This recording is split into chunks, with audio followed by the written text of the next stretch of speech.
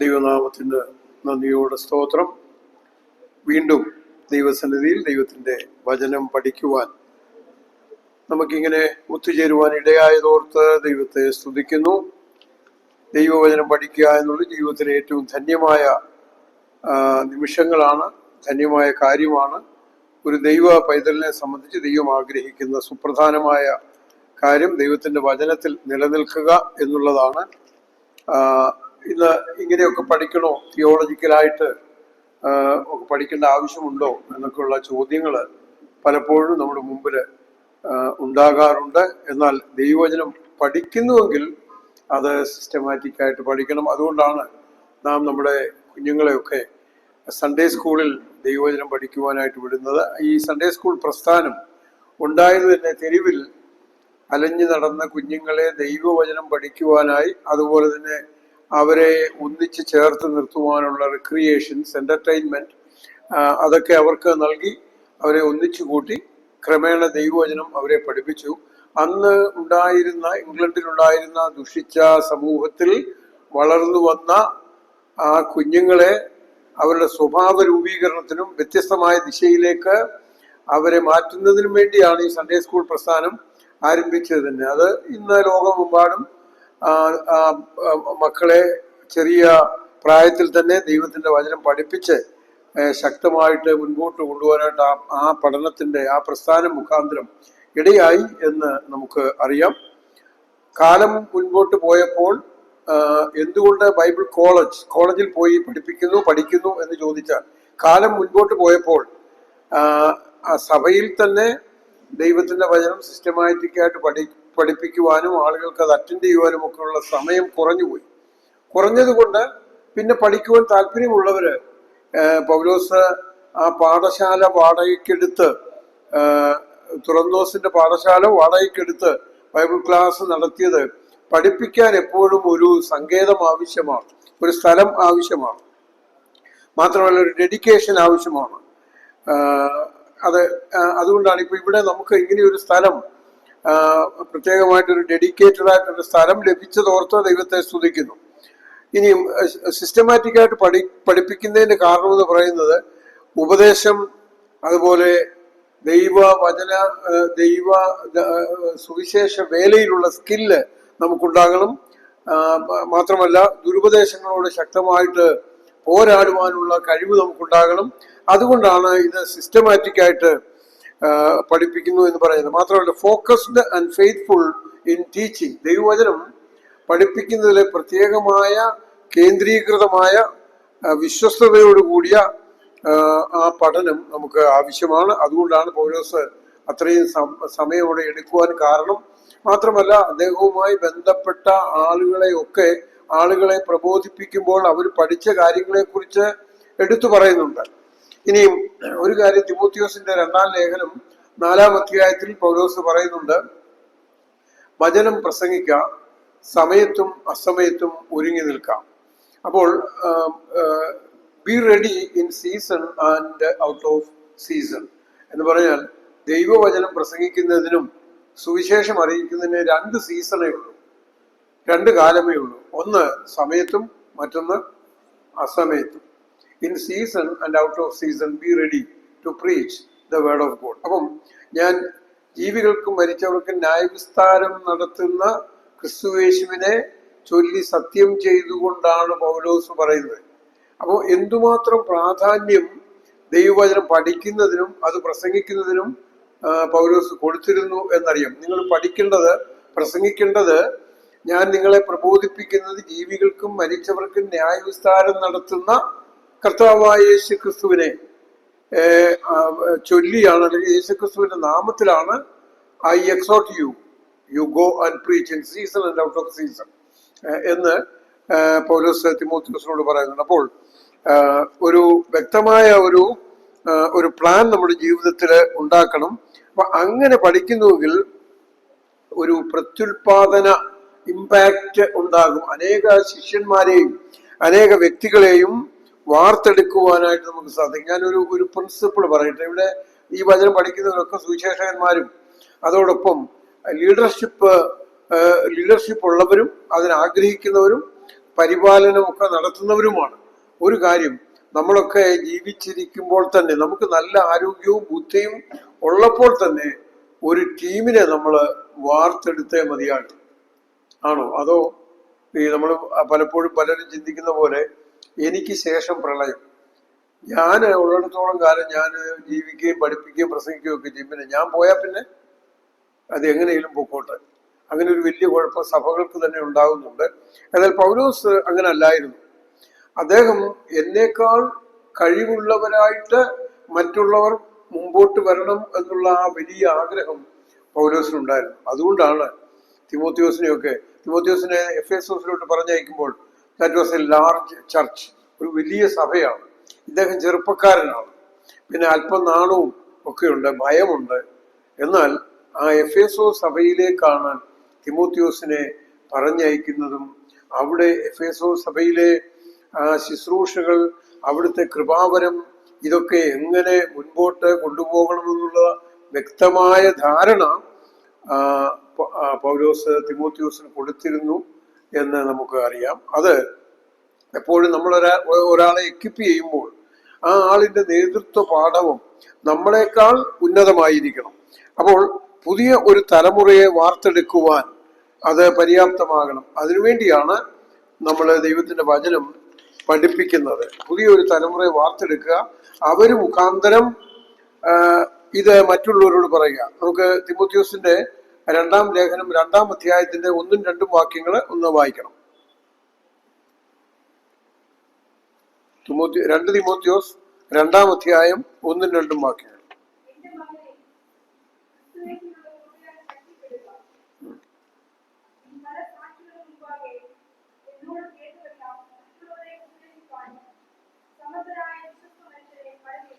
Okay, അപ്പൊ നീ എന്നോട് കേട്ടത് മറ്റുള്ളവരിലേക്ക് പറഞ്ഞു കൊടുക്കുക. അവര് ഇൻ ടേൺ അവര് പറയുന്ന മറ്റുള്ളവരെ വിശ്വസ്ത മനുഷ്യരായിട്ട് തെരഞ്ഞെടുത്ത് അവര് മറ്റുള്ളവരോട് പറയുന്നു. അപ്പോൾ ദൈവവചന പഠനവും പ്രസംഗവും എന്ന് പറയുന്നത് ഇറ്റ്സ് എ ചെയിൻ സർവീസ് അല്ലെ? നമ്മൾ കേട്ടു, നമ്മളത് മനസ്സിൽ വെച്ചുകൊണ്ടിരിക്കുന്നു, പിന്നെ അതുമായിട്ട് അതൊരിക്കലും പ്രയോജനപ്പെടുത്തുന്നില്ല. അങ്ങനെയല്ല, നമ്മൾ പറയുന്നത് മറ്റുള്ളവരോട് പറയണം. അവര് വിശ്വസ്ത, they have to produce, create a leadership. അവര് ഒരു നേതൃത്വത്തെ വാർത്തെടുക്കുവാൻ വേണ്ടി. അപ്പോൾ ഞാൻ കേൾക്കുന്ന കാര്യം എത്ര പേരിലേക്ക് ഞാൻ കൈമാറി കഴിയും? നമ്മുടെയൊക്കെ ജീവിതത്തിലെ ഏറ്റവും വലിയ ഉദ്ദേശം അതായിരിക്കണം. അതുകൊണ്ടാണ് കഴിഞ്ഞ 21 നൂറ്റാണ്ടുകളായിട്ട് എത്രയോ ശക്തമായ എതിർപ്പുകളൊക്കെ ഉണ്ടായിട്ടും ദൈവത്തിന്റെ സഭ അത് മുൻപോട്ട് പോകുന്നതിന്റെ കാരണമെന്ന് പറയുന്നത് ദൈവവചനം ശക്തമായിട്ട് ആഴമായിട്ട് ജനഹൃദയങ്ങളെ സ്വാധീനിക്കുമ്പോൾ വലിയ വ്യത്യാസം സമൂഹത്തിന് തന്നെ വരുന്നു എന്നുള്ളതിന് യാതൊരു സംശയവുമില്ല. ഇന്നും ഈ സിസ്റ്റമാറ്റിക്കായിട്ട് ദൈവത്തിന്റെ വചനം പഠിക്കുന്നതിന്റെ പ്രാധാന്യം എന്ന് പറയുന്നത് നമുക്കറിയാം. നാം ജീവിക്കുന്ന സമൂഹം ഇന്ന് ദൈവവചനത്തിൽ നിന്ന്, സാൻമാർഗികതയിൽ നിന്ന്, മൊറാലിറ്റിയിൽ നിന്ന് വളരെയധികം ഡിസ്ട്രാക്ട് ചെയ്ത് മാറിപ്പോയിരിക്കുന്ന ഒരു സമൂഹമാണ്. അപ്പൊ അതുകൊണ്ട് അവരെ ട്രെയിൻ ചെയ്ത് അവരെ മടക്കിക്കൊണ്ടുവരുവാൻ അവർക്ക് ട്രെയിനിങ് കൊടുക്കണം. മനുഷ്യര് നല്ലവരായിട്ട് ജീവിക്കുവാൻ, ദൈവത്തെ അറിയുന്നവരായിട്ട് ജീവിക്കുവാൻ, മാത്രമല്ല expansion of the kingdom of God, ദൈവരാജ്യത്തിന്റെ വ്യാപനത്തിനു വേണ്ടി പ്രവർത്തിക്കുക. അപ്പൊ നമുക്ക് അത് മാത്രമല്ല, ഇന്റൻസീവ് ഡിസൈപ്പിൾഷിപ്പ്. ഇന്ന് കർത്താവ് ഗ്രേറ്റ് കമ്മീഷനിൽ പറഞ്ഞത് you go and make some born again people എന്നാണോ പറഞ്ഞത്? അല്ല, നിങ്ങൾ ഭൂലോകമൊക്കെയും പോയി സുവിശേഷം അറിയിക്കണം, വിശ്വസിക്കുന്നവനെ പിതാവിന്റെയും പുത്രന്റെയും പരിശുദ്ധാത്മാവിന്റെ നാമത്തിൽ സ്നാനപ്പെടുത്തണം, പിന്നെ ഞാൻ കൽപ്പിക്കുന്നതൊക്കെയും പ്രമാണിപ്പാൻ തക്കവണ്ണം ഉപദേശിച്ചുകൊണ്ട് അവരെ ശിഷ്യരാക്കണം. അപ്പം ഗ്രേറ്റ് കമ്മീഷന്റെ ഏറ്റവും പ്രധാനപ്പെട്ട കാര്യം മേക്ക് ദം ഡിസൈപ്പിൾസ്. അപ്പൊ ഇന്ന് ഒത്തിരി രക്ഷിക്കപ്പെട്ടവരുണ്ട്, പിന്നെ ഒത്തിരി ബോണഗയിലുണ്ട്, പക്ഷെ ഡിസൈപ്പിൾസ് കുറവാണ്. അതാണ് ഈ ക്രിസ്തന്റത്തിൽ ഉണ്ടായിരിക്കുന്ന ഏറ്റവും വലിയ പ്രശ്നം. We produce born again people, but we need disciples. ഒരു ഡിസൈപ്പിൾ എന്ന് പറയുന്നത് ഗുരു പറയുന്നത് അതുപോലെ കേൾക്കുന്നവരാണ് ഡിസൈപ്പിൾ എന്ന് പറയുന്നത്. അന്ത്യോക്യയിൽ വെച്ച് കുറെ ആളുകൾക്ക് ശിഷ്യന്മാരെന്ന് പേരുണ്ടായി, അല്ലെ ക്രിസ്ത്യാനി എന്ന് പേരുണ്ടായി. ആണോ? എങ്ങനെ അവിടെ പറഞ്ഞേക്കുന്നത്? അന്ത്യോക്യയിൽ വെച്ച് ശിഷ്യന്മാർക്ക് ക്രിസ്ത്യാനി എന്ന് പേരുണ്ടായി. So every Christian is a disciple, അല്ലെ? ഓരോ ക്രിസ്ത്യാനിയും ഒരു ഡിസൈപ്പിളാണ്. പക്ഷെ ഇന്ന് ഗുരു പറയുന്നത് കേൾക്കുന്ന ചുരുക്കപ്പേരെ നമുക്ക് കാണാനുള്ളൂ, അല്ലെ ആരും തന്നെ ഇല്ലെന്ന് പറയാം. ഗുരു പറയുന്നത് അതുപോലെ കേൾക്കുക, അനുസരിക്കുക, ഗുരുവിന് വേണ്ടി ജീവിക്കുക. അതാണ് നമ്മുടെ ഗുരുവും കർത്താവുമായ യേശു ക്രിസ്തു നമ്മളിൽ നിന്ന് ആഗ്രഹിക്കുന്നത്. അപ്പോൾ ഈ പഠനം ഒരു വലിയ ചലഞ്ചായിട്ട് നമ്മൾ ഏറ്റെടുക്കണം. അടുത്ത ജനറേഷനെ ട്രെയിൻ ചെയ്യുവാനായിട്ട് നമുക്ക് ഇടയാകണം. നമ്മൾ കുറെ കാര്യങ്ങളും ദൈവത്തിന്റെ വചനം സഭയിലോ എവിടെങ്കിലും വെച്ച് കേൾക്കുന്നു, വചനം പറയുന്നത് കേട്ടു പോകുന്നു. അല്ല, സിസ്റ്റമാറ്റിക് ആയിട്ട് അതിനൊരു ക്രമമുണ്ട്, ഒരു സമയമുണ്ട്, way of presentation, way of teaching. ശരിയായി ട്രെയിൻ ചെയ്ത് നമ്മൾ ഒരു ജനറേഷനെ വാർത്തെടുക്കുക എന്നുള്ളത് ദൈവം നമ്മെക്കുറിച്ച് ആഗ്രഹിക്കുന്ന കാര്യമാണ്. ദൈവരാജ്യത്തിന്റെ വ്യാപ്തിക്ക് വേണ്ടിയാണ് നമ്മളത് ചെയ്യുന്നത്. അപ്പോൾ അതിനൊരു പ്രത്യേക സമയമില്ല. In season and out of season, സമയത്തും അസമയത്തും ഒരുങ്ങി നിൽക്കുക. പിന്നെ വചനം പഠിക്കുന്നതിന്റെ നീ റൈറ്റ്ലി ഡിവൈഡ്, സത്യവചനത്തെ യഥാർത്ഥമായി പ്രസംഗിച്ചുകൊണ്ട് കൊള്ളാവുന്ന വേലക്കാരനായി നിൽപ്പാൻ ശ്രമിക്കുക എന്നാണ് തിമോത്തിയോസിനോട് പൗലോസ് പറഞ്ഞത്. അപ്പോൾ സത്യവചനം നിനക്ക് ഇഷ്ടമുള്ള പോലെ പ്രസംഗിക്കുക എന്നുള്ളതല്ല, പിന്നെ യഥാർത്ഥമായിട്ട് റൈറ്റ്ലി ഡിവൈഡ്. അതെങ്ങനെയാണ്? അതിന്റെ അർത്ഥം എന്താണ്? അപ്പോൾ ഇന്ന് ഒത്തിരി തർക്കങ്ങളും വാദങ്ങളും ഒക്കെ നടക്കുന്നതിന്റെ കാരണം അതിന്റെ പരിജ്ഞാനക്കുറവ് കൊണ്ടാണ് അത് സംഭവിക്കുന്നത്. ഒരു വേദഭാഗം നമ്മളത് എക്സ്പോസ് ചെയ്യുമ്പോൾ, ഇന്റർപ്രറ്റ് ചെയ്യുമ്പോൾ അതിന് ചില നിയമങ്ങളുണ്ട്, അത് എഴുതിയ ഒരു പശ്ചാത്തലമുണ്ട്, അത് എഴുതിയതിന്റെ പിന്നിൽ ഒരു ചരിത്രമുണ്ട്, ഒരു കാലഘട്ടമുണ്ട്. അതിന്റെ അടിസ്ഥാനത്തിൽ മാത്രമേ ഒരു വേദഭാഗത്തെ ഇന്റർപ്രറ്റ് ചെയ്യുവാനായിട്ട് നമുക്ക് സാധിക്കുകയുള്ളൂ. നമുക്കിഷ്ടമുള്ളതുപോലെ ഇന്റർപ്രറ്റ് ചെയ്യുക എന്നുള്ളതല്ല. അതുകൊണ്ടാണ് ഇതൊക്കെ നന്നായിട്ട് പഠിച്ചിട്ടുള്ളവർ നമ്മൾ എന്തെങ്കിലുമൊക്കെ കാര്യം പറയുമ്പോൾ അവരങ്ങ് മിണ്ടാതെ പോവും. കാര്യം ഈ ആളിനോട് പറഞ്ഞിട്ട് വലിയ പ്രയോജനം ഉണ്ടെന്ന് അവർക്ക് തോന്നുന്നില്ല. എന്നാൽ അതിന്റെ അർത്ഥം മനസ്സിലാക്കുകയും പഠിക്കുകയും ചെയ്താൽ നമുക്കത് കറക്റ്റായിട്ട് പറയുവാനായിട്ട് സാധിക്കും, അല്ലെ? പലരും നമ്മൾ പറയുന്നതിന് വ്യത്യസ്തമായിട്ട് പറഞ്ഞു തിരിക്കും, പക്ഷെ അത് അവരുടെ അറിവ് കുറവ് എന്ന് നമ്മൾ ചിന്തിച്ചാൽ മതി. എന്നാൽ നമ്മൾ പഠിക്കുമ്പോൾ അതിന്റെ സായുക്തികമായിട്ട്, യുക്തിപരമായിട്ട് അതിന്റെ കോണ്ടക്സ്റ്റ് മനസ്സിലാക്കി, ഇനി തിയോളജി ആണെങ്കിൽ പോലും കാലം അനുസരിച്ച് ഫണ്ടമെന്റൽ പ്രിൻസിപ്പിൾസ് മാറുമെന്നല്ല പറഞ്ഞത്, എന്നാൽ പ്രാക്ടിക്കൽ തിയോളജി വ്യത്യാസം വരും. കാരണം ഒരു 500 വർഷം മുമ്പ് അല്ലെങ്കിൽ 100 വർഷം മുമ്പ് ജീവിച്ച ആളുകളല്ല ഇന്ന് ജീവിക്കുന്നത്, ആണോ? അല്ല. 100 വർഷം മുമ്പ് പരിചയിച്ച കാര്യങ്ങളല്ല. ഇന്നിപ്പോ ഒരു പ്രസംഗം നടത്തിയാൽ പലപ്പോഴും 50 വർഷം മുമ്പുള്ള പ്രസംഗമാണ് നമ്മൾ പലപ്പോഴും കേൾക്കുന്നത്, അല്ലെങ്കിൽ അങ്ങനെയാ പ്രിപ്പയർ ചെയ്യുന്നത്.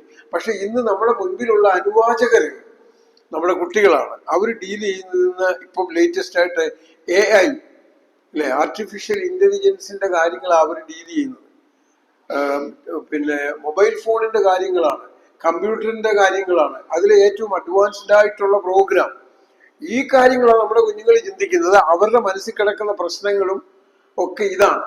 നമ്മൾ പ്രസംഗിക്കുന്ന പഴയ കാര്യമാണ് പ്രസംഗിക്കുക. അപ്പൊ നമ്മളെ തന്നെ അപ്ഡേറ്റ് ചെയ്യണം, അല്ലേ?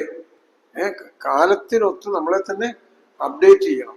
ഇനിയും തിയോളജിയിൽ തന്നെ ഒത്തിരി നമുക്ക് ഒരു കാരണവശാലും യോജിക്കാൻ ഒക്കാത്ത തിയോളജി തന്നെ ഉണ്ടായിട്ടുണ്ട്. ഇപ്പം സൗത്ത് അമേരിക്കയിൽ ഉള്ളതാണ് ലിബറേഷൻ തിയോളജി.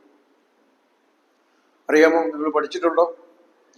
ഈ ലിബറേഷൻ തിയോളജി ഉണ്ടായത് അവിടുത്തെ രാഷ്ട്രീയ അടിമത്തത്തിൽ നിന്ന് ഉളവായ ഒരു ബിഷപ്പാണ് ഇത് കൊണ്ടുവന്നത്. അദ്ദേഹം പറയുന്നത് നമ്മുടെ റൈറ്റിന് വേണ്ടി വാളെടുക്കുന്നതിൽ തെറ്റില്ല എന്നാണ് അദ്ദേഹം പഠിപ്പിച്ചത്. നമ്മളെ തന്നെ ലിബറേറ്റ് ചെയ്യുക, അല്ലെങ്കിൽ അവര് മറ്റുള്ള ആളുകളിൽ നിന്ന് അനുഭവിച്ച പിന്നെ അടിമത്തവും അല്ലെങ്കിൽ മറ്റുള്ളവരെ ചൂഷണം ചെയ്യുന്നു. അപ്പോൾ അത് മാറുവാൻ ആയുധമെടുക്കുന്നതിൽ തെറ്റില്ല എന്ന് പഠിപ്പിച്ച അല്ലെങ്കിൽ ആ ആ രീതിയിൽ മുമ്പോട്ട് പോകുന്ന ലിബറേഷൻ തിയോളജി. പിന്നെ ലിബറൽ തിയോളജി ഉണ്ട്. എങ്ങനെ വേണേലും വ്യാഖ്യാനിക്കാം, നമുക്ക് ഒക്കുന്നത് പോലെ നമ്മുടെ സൗകര്യമുള്ള ജീവിതം സ്ഥാപിക്കാൻ വേണ്ടി നമുക്ക് ഒക്കുന്നത് പോലെ ദൈവവചനത്തെ, അതിനെ ലിബറൽ തിയോളജി എന്ന് പറയുന്നത്. ഇപ്പം ലിബറൽ തിയോളജി അനേക ബൈബിൾ കോളേജുകൾ തന്നെ ലിബറൽ തിയോളജി കൂടുതലായിട്ട് അവരത് സ്വീകരിക്കുന്ന കാര്യം, ആളുകളെ കിട്ടണമെന്നുണ്ടെങ്കിൽ ലിബറൽ ആയിരിക്കണം, അല്ലേ? ഇപ്പം ഒരു സെക്കൻഡ് മാരേജിനെ കുറിച്ച് പറയാം. സെക്കൻഡ് മാരേജ് അത് ബിബ്ലിക്കൽ അല്ല എന്ന് നമ്മൾ പറഞ്ഞേ പറ്റൂ. ഒരുപക്ഷെ അത് ലംഘിച്ചുകൊണ്ട്, ദൈവവചനം ലംഘിച്ചുകൊണ്ട് ചെയ്യുന്നവർ കാണും. പക്ഷെ ഉള്ള കാര്യം നമ്മൾ പറഞ്ഞേ പറ്റത്തുള്ളൂ, അല്ലേ? അപ്പൊ അതുപോലെ തിയോളജിയിൽ തന്നെ ഇപ്പൊ സയന്റിഫിക് ആയിട്ടുള്ള കാര്യങ്ങൾ, അതിൽ കൂടെ ഡെവലപ്പ് ചെയ്തിരിക്കുന്ന ദൈവം ഈ കാര്യങ്ങളെ എങ്ങനെ കാണുന്നു. അപ്പോൾ എന്തെങ്കിലും ഫണ്ടമെന്റൽ കാര്യങ്ങൾക്ക് വ്യത്യാസമുണ്ടെന്നല്ല ഞാൻ പറയുന്നത്. നമ്മുടെ സാഹചര്യങ്ങൾ അനുസരിച്ച് നാം അത് എങ്ങനെയാണെന്ന് മനസ്സിലാക്കുക എന്നുള്ളതാണ് നമ്മെക്കുറിച്ച് ദൈവം ആഗ്രഹിക്കുന്ന കാര്യം. അപ്പോൾ ദൈവത്തിന്റെ വചനം പഠിക്കുന്നതിന്റെ പ്രാധാന്യം, അത് ട്രെയിൻ ചെയ്യുക. യഥാർത്ഥത്തിൽ നമുക്ക് ശാന്തമായി ഇരുന്ന് പഠിക്കുവാൻ ഒരു സ്ഥലം ഉള്ളത് ഒരു വലിയ കാര്യമാണ്. അങ്ങനെ ഒരു സ്ഥലം, പിന്നെ നമ്മുടെ ഫോക്കസിങ് എപ്പോഴും ദൈവരാജ്യത്തിന്റെ വ്യാപനത്തിനായിട്ടും, പിന്നെ ഒരു ശരിയായ ഡിസൈപ്പിൾഷിപ്പ് ലൈഫ്, വിശുദ്ധമായ ഒരു ജീവിതം, നമ്മുടെ യജമാനനായ ക്രിസ്തുവിനെ എല്ലാ കാര്യങ്ങളിലും അനുകരിച്ചുകൊണ്ട് ഉള്ള ഒരു ജീവിതം. നമ്മൾ പിന്നെ റോമാലേഖനം 12-ാം അധ്യായത്തിൽ, സഹോദരന്മാരെ, ഞാൻ ദൈവത്തിന്റെ മനസ്സിൽ ഓർപ്പിച്ച് നിങ്ങളെ പ്രബോധിപ്പിക്കുന്നത്, നിങ്ങൾ ബുദ്ധിയുള്ള ആരാധനയായി നിങ്ങളുടെ ശരീരങ്ങളെ ജീവനും വിശുദ്ധിയും ദൈവത്തിന് പ്രസാദമുള്ള യാഗമായി സമർപ്പിപ്പീൻ. ഈ ലോകത്തിന് അനുരൂപരാകാതെ നന്മയും പ്രസാദവും പൂർണ്ണതയുമുള്ള ദൈവഹിതം ഇന്നതെന്ന് തിരിച്ചറിഞ്ഞ് മനസ്സ് പുതുക്കി രൂപാന്തരപ്പെടുവിൻ. അപ്പൊ എവരി ഡിസൈപ്പിൾ, എവരി സ്റ്റുഡന്റ് ഇതെപ്പോഴും മനസ്സിൽ കണ്ടിരിക്കണം. Transform every day, transform ourselves through the word of God. ദൈവത്തിന്റെ വചനം വായിച്ചും പഠിച്ചും ധ്യാനിച്ചും അതിന്റെ പ്രയോജനം എന്ന് പറയുന്നത് to transform ourselves unto the likeness of the character of Jesus. യേശുക്രിസ്തുവിന്റെ സ്വഭാവത്തോട് അനുരൂപരായി ജീവിക്കുവാൻ നമ്മെ തന്നെ എക്വിപ്പ് ചെയ്യുക എന്നുള്ളതാണ് ദൈവവചനം പഠിക്കുന്നതിന്റെ സുപ്രധാനമായ കാര്യം. പിന്നെ അതിന് സയന്റിഫിക് ആയിട്ടും അതുപോലെ സിസ്റ്റമാറ്റിക് ആയിട്ടും ഒക്കെ നമ്മൾ പഠിക്കും. എന്നാൽ ആത്യന്തികമായി നമ്മളൊരു നല്ല വിശ്വാസിയായി, നല്ല ഒരു ഡിസൈപ്പിളായിട്ട് ജീവിക്കുക എന്നുള്ളതാണ് ദൈവം നമ്മെക്കുറിച്ച് ആഗ്രഹിക്കുന്ന കാര്യം. അതിനുള്ള അടിസ്ഥാന പാഠങ്ങളൊക്കെ ഇവിടെ നിന്ന് പഠിക്കുന്നുണ്ട്. അത് ആ നിലയിൽ ദൈവം നമ്മെ സഹായിക്കട്ടെ. അതുപോലെ നമുക്കറിയാം, നമ്മൾ ഇന്ന് പഠിക്കുന്നത് മൈനർ പ്രോഫറ്റ്സ്. ദൈവത്തിന്റെ ഓൾഡ് ടെസ്റ്റമെന്റിൽ 39 പുസ്തകങ്ങളിൽ ആദ്യത്തെ 5 പുസ്തകങ്ങൾ അറിയപ്പെടുന്നത് പെന്റാറ്റുക്ക് അല്ലെങ്കിൽ മോശയുടെ പഞ്ചഗ്രന്ഥങ്ങൾ എന്നാണ് അറിയപ്പെടുന്നത്. അടുത്ത 12 പുസ്തകങ്ങൾ യോശുവ മുതൽ എസ്തേർ വരെയുള്ള പുസ്തകങ്ങളെ ഹിസ്റ്റോറിക്കൽ ബുക്സ് എന്നാണ്. ആ ഹിസ്റ്റോറിക്കൽ ബുക്കുകളുടെ ആദ്യത്തെ പുസ്തകം എന്ന് പറയുന്നത് യോശുവയുടെ, അത് ചരിത്ര പുസ്തകം ആരംഭിക്കുന്നത് അവിടെയാണ്. അടുത്ത 12 പുസ്തകങ്ങൾ. പിന്നീടുള്ള 5 ബുക്കുകൾ, അത് ഇയ്യോബ്, സങ്കീർത്തനങ്ങൾ, സദൃശവാക്യങ്ങൾ,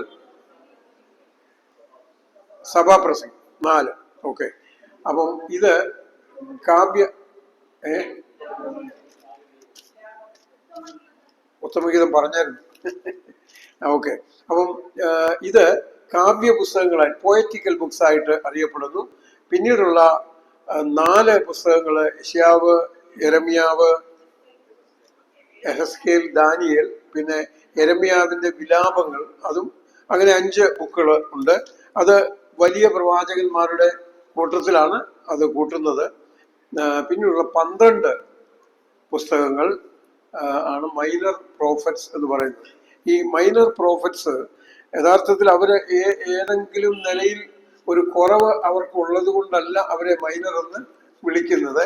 അവരെ, ഒരു പ്രവാചകൻ തൻ്റെ വ്യക്തിത്വത്തിൽ മേജർ തന്നെയാണ്. എന്നാൽ അവരുടെ പ്രോഡക്റ്റ്, അവരെഴുതിയ പ്രവാചക പുസ്തകം, അത് താരതമ്യേന ആദ്യത്തെ 4 പുസ്തകങ്ങളുമായിട്ട് കമ്പയർ ചെയ്യുമ്പോൾ യെശയ്യാവ്, യെരമ്യാവ്, എസെക്കിയേൽ, ദാനിയേൽ ഇതുമായിട്ട് താരതമ്യം ചെയ്യുമ്പോൾ ഇവരുടെ പുസ്തകത്തിന്റെ വോളിയം കുറവാണ്. അതുകൊണ്ടാണ് മൈനർ പ്രോഫറ്റ്സ് എന്ന് പറയുന്നത്. അപ്പോൾ ഒരിക്കലൊരു സൺഡേ സ്കൂൾ അധ്യാപകൻ എന്തുകൊണ്ടാണ് യോന ഒരു മൈനർ പ്രോഫിറ്റ് ആയത് എന്ന് ചോദിച്ചു. അപ്പം ഒരു മിടുക്കൻ കുട്ടി എഴുന്നേറ്റ് പറഞ്ഞു, ബിക്കോസ് ഹി വാസ് ഡിസൊബീഡിയന്റ്. അവനെ അനുസരണം കെട്ടവനായതുകൊണ്ടാണ് മൈനർ പ്രോഫിറ്റ് ആയതെന്ന് ആ കുട്ടി എഴുന്നേറ്റ് പറഞ്ഞു. അപ്പൊ അതൊന്നുമല്ല കാരണം, അവരുടെ എഴുത്തുകളിലെ പ്രധാനപ്പെട്ട വസ്തുത അതിന്റെ വോളിയം ചെറുതാണ്. അതുകൊണ്ട് അവരെ മൈനർ പ്രോഫറ്റ്സ് എന്ന് അറിയപ്പെടുന്നു. അപ്പോൾ യഥാർത്ഥത്തില് ആത്മീകമായ ഒരു വലിയ മൂല്യശോഷണം സംഭവിച്ചിരിക്കുന്ന കാലഘട്ടത്തിലാണ് ഈ ചെറിയ പ്രവാചകന്മാർ പ്രവചിക്കുന്നത്. അത് മാത്രമല്ല, രാഷ്ട്രീയമായ ഇൻസ്റ്റെബിലിറ്റി, ഒരു സ്ഥിരത ഇല്ലായ്മയുടെ കാലഘട്ടം. അതുമാത്രമല്ല, ഇസ്രായേലിനെ വിദേശ രാജ്യങ്ങൾ, അവർക്ക് തൊട്ടടുത്തുള്ള അസീറിയൻസും അതുപോലെ ബാബിലോണും പേർഷ്യക്കാരും അതുപോലെ ചുറ്റുമുള്ള രാജ്യങ്ങൾ ഇവരെ ശക്തമായിട്ട് ആക്രമിക്കുന്നു. ഇതൊക്കെ അവർക്ക് സംഭവിക്കുന്നത് അവര് അടിസ്ഥാനപരമായി ദൈവത്തിങ്കിൽ നിന്ന് മാറിപ്പോയി. അതുകൊണ്ടാണ് അവർക്ക് ഈ കാര്യങ്ങൾ സംഭവിക്കുന്നത്. അപ്പൊ നിങ്ങൾ ദൈവത്തിങ്കിലേക്ക് മടങ്ങി വരിക എന്നുള്ള ശക്തമായ ആഹ്വാനമാണ് ഈ ചെറിയ പ്രവാചകന്മാർ ജനത്തിന് നൽകുന്നത്.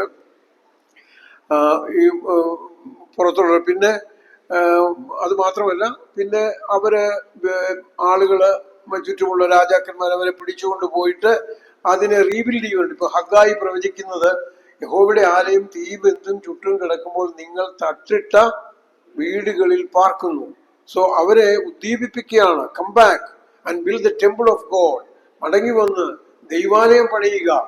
അതുപോലെ ആത്മീകമായും ഭൗമികമായ അവരുടെ ആ റൂയിൻസ് എല്ലാം സർവ്വതും നശിച്ചുപോയ ഒരു കാലഘട്ടം, ഒരു സാഹചര്യം, അതിൽ നിന്ന് മടങ്ങി വരുവാനായിട്ട്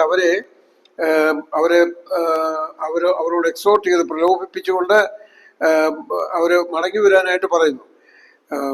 അവർ പ്രധാനമായിട്ടും ദൈവത്തോട് വിശ്വസ്തരായിട്ട് അവർ നിൽക്കുവാൻ, പിന്നെ ദൈവത്തിന്റെ അങ്ങനെ നിന്നില്ല എന്നുണ്ടെങ്കിൽ ദൈവിക ന്യായവിധി നിങ്ങളുടെ ജീവിതത്തിൽ ഉണ്ടാകും എന്ന് എന്ന് ഈ മൈനർ പ്രോഫറ്റ്സ് പറയുന്നുണ്ട്. മാത്രമല്ല, നിങ്ങൾ മാനസാന്തരപ്പെടുക, മടങ്ങി വീഴുക, repent and come back, repent and restoration, അവരെ കുറിച്ച് ദൈവം ആഗ്രഹിക്കുന്ന കാര്യങ്ങൾ. ഇനിയും ചെറിയ പ്രവാചകന്മാരിൽ കൂടുതലും പേര് പറയുന്ന സുപ്രധാനമായ ഒരു കാര്യമുണ്ട്, the day of the Lord, യഹോവയുടെ വലുതും ഭയങ്കരവുമായ ദിവസം, അല്ലെ? അപ്പോൾ ഡേ ഓഫ് ദ ലോർഡ് എന്നുള്ളത് അവർ പറയുന്ന പ്രസംഗത്തിലെ, പ്രവചനത്തിലെ സുപ്രധാനമായ ഒരു സബ്ജക്റ്റാണ്. ഡേ ഓഫ് ദ ലോർഡും ഡേ ഓഫ് ക്രൈസ്റ്റും ഉണ്ട്, കേട്ടിട്ടുണ്ടല്ലോ. ക്രിസ്തുവിന്റെ നാള്, പിന്നെ കർത്താവിന്റെ ദിവസം, ഇങ്ങനെ രണ്ടായിട്ട് അതിനെ നാം കണ്ടേ മതിയാകും. Day of the Lord and day of Christ. Day of the Lord ദൈവത്തിന്റെ വലുതും യഹോവയുടെ വലുതും ഭയങ്കരവുമായ ദിവസം, ചൂട പോലെ കത്തുന്ന ഒരു ദിവസം വരുന്നു. അത് വലിയവനായ ദൈവം ഇസ്രയേലിനോടും ഇസ്രയേലിനെ പീഡിപ്പിക്കുന്ന രാജ്യങ്ങളോടും ഇടപെടുന്ന ദൈവത്തിന്റെ കോപം ഭൂമിയിൽ വെളിപ്പെടുന്ന ഒരു ദിവസം വരുന്നുണ്ട്. അത് പ്രാവചനികമായിട്ടാണ്. അതുപോലെ ഡേ ഓഫ് ക്രൈസ്റ്റും ഭാവിയിൽ സംഭവിക്കാനുള്ള കാര്യമാണ്.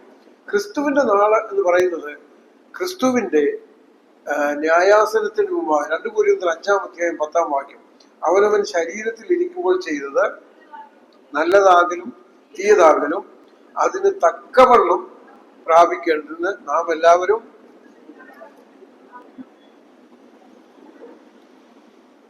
നിന്നാ മതിയോ അതോ വെളിപ്പെടണോ? We all have to be manifested before the judgment seat of Christ. നാം എല്ലാവരും അവിടെ ചെന്ന് അങ്ങ് നിന്നാ മതി എന്ന് ചിലർ പറയുന്നു.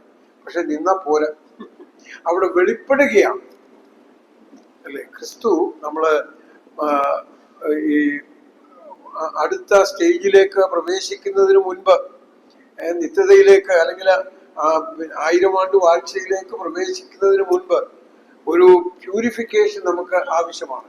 ഇപ്പം പഴയ നിയമകാലത്തെ പിന്നെ ഈ ഫീസ്റ്റിനെ കുറിച്ച് സംസാരിക്കുമ്പോൾ യഹോവയുടെ ഉത്സവങ്ങളെ കുറിച്ച് പറയുമ്പോൾ മഹാപാപ പരിഹാര ദിവസം കഴിഞ്ഞിട്ടാണ് കൂടാര പെരുന്നാൾ.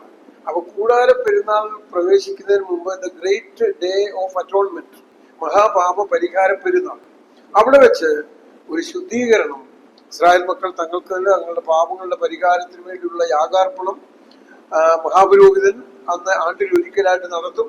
അത് കഴിഞ്ഞിട്ടാണ് അവർ കൂടാര പെരുന്നാള് ആചരിക്കുന്നത്. അപ്പോൾ ദൈവത്തിന്റെ സന്നിധിയിലേക്ക് ഇതാ മനുഷ്യരോടുകൂടെ ദൈവത്തിന്റെ കൂടാരം. അപ്പൊ ദൈവത്തിന്റെ സന്നിധിയിലേക്കുള്ള നമ്മുടെ പ്രവേശനത്തിന് മുൻപ് ദൈവം നമ്മളെ ഒന്ന് ശുദ്ധീകരിക്കും. കറ ചുളുക്കം ഒന്നും ഇല്ലാത്തവരായിട്ട് നമ്മളെ കാണേണ്ടതിന് ദൈവം നമ്മളെ ശുദ്ധീകരിക്കും എന്നുള്ളത്. അപ്പം കൊരിന്ത്യർക്കെഴുതിയ 1-ാം ലേഖനം 3-ാം അധ്യായത്തില് തീയിൽ കൂടെ എന്ന പോലെ ഒരു ശോധനയുണ്ട്. ആ ശോധന ചെയ്യുമ്പോൾ മരം, പുല്ല്, വൈക്കോൽ, 2 രീതിയിലുള്ള പ്രവൃത്തികൾ അവിടെ കാണും. പൊന്ന്, വെള്ളി, വിലയേറിയ കല്ല്, മരം, പുല്ല്, വൈക്കോൽ, ഇത് രണ്ടും ആ പ്രവൃത്തികൾ 2 സെക്ഷൻ. ഇപ്പൊ ചിലർ വലിയ തുറവുമായിട്ടാണ് വരുന്നത്. എന്ന് പറഞ്ഞാൽ ഈ ലോകത്തിൽ അവർ ഒത്തിരി കാര്യങ്ങൾ ചെയ്തു എന്നൊക്കെ പറഞ്ഞ് വലിയ തുറവും പൊക്കിക്കൊണ്ടാണ് വരുന്നത്. പക്ഷെ ഇത് ടെസ്റ്റിംഗ് ഏജന്റ് ഈസ് ഫയർ, അല്ലെങ്കിൽ നമുക്ക് സമാധാനമുണ്ട്. അപ്പൊ ഈ തുറവും മരം, പുല്ല്, വൈക്കോല് ഇതെല്ലാം ഒറ്റ നിമിഷം കൊണ്ട് കത്തിപ്പോകും. എന്നാ വിശ്വസ്തരായ ചില മിടുക്കന്മാരുടെ കയ്യിൽ ഒന്നും ഉള്ളതായിട്ട് നമുക്കറിയത്തില്ല. അവർ കൈ ഇങ്ങനെ മടക്കി പിടിച്ചേക്കുക. പക്ഷെ അതിനകത്ത് എന്തുണ്ട്? പൊന്ന്, വിലയേറിയ കല്ല്, ഇതൊക്കെ അതിനകത്തുള്ളത് ആരും കാണത്തില്ല. അത് തീയിൽ കൂടെ കടന്നാൽ എന്തോ സംഭവിക്കുന്നത്? അതിന്റെ മാറ്റ് കൂടത്തേ ഉള്ളൂ. 22 ക്യാരറ്റ് 24 ആയിട്ട് മാറും. അപ്പം അതാണ്. അപ്പൊ ഇങ്ങനെ ഒരു ശോധന നാം ക്രിസ്തുവിന്റെ ന്യായാസനത്തിന്റെ മുൻപാകെ നേരിടും. നമ്മളെ ശിക്ഷിക്കാനൊന്നുമല്ല അവിടെ കൊണ്ടുപോകുന്നത്. ഞാൻ അങ്ങനെ വിശ്വസിക്കുന്ന ആളാണ്. എന്നാൽ ഒരളവിൽ ഒരു ശിക്ഷ പോലെ തോന്നും ചിലർക്ക്, അല്ലേ? ഇപ്പം ഒളിമ്പിക്സില് ഗോൾഡ് മെഡലിസ്റ്റ് ഉണ്ട്, സിൽവർ ഉണ്ട്, പിന്നെ ബ്രോൺസ് ഉണ്ട്. 3 പേർക്കും മെഡൽ കിട്ടി. പക്ഷെ 3 പേരുടെ ഫീലിങ്സ് എന്തായിരിക്കും? വ്യത്യസ്തമായിരിക്കും ഫീലിങ്സ്. അപ്പോൾ അത് നാം മനസ്സിലാക്കിയിരിക്കണം.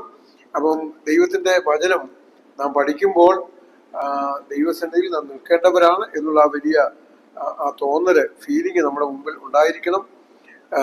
ഈ ജനങ്ങളെ, ഇസ്രായേൽ മക്കളെ മടക്കി വരുത്തുവാൻ വേണ്ടി പ്രവാചകന്മാര് അക്ഷീണ പരിശ്രമം നടത്തുന്നുണ്ട്. വളരെ പോയറ്റിക്കലായിട്ടുള്ള പല റൈറ്റിങ്ങും നമുക്ക് കാണുവാനായിട്ട് കഴിയും. ആ ഒരു കാവ്യ ഭാഷയിൽ അവരോട് സംസാരിച്ചിട്ട് അവരെ മടക്കി വരുത്തുവാൻ. നമുക്കറിയാം, പ്രവാചകന്മാർ പറഞ്ഞിട്ടുണ്ട്, ഈ ജനത്തെ ബോധ്യം വരുത്തണമെന്നുണ്ടെങ്കിൽ നമ്മുടെ കർത്താവ് എന്തുകൊണ്ടാണ് ഉപമകളാൽ അവരോട് സംസാരിച്ചത്?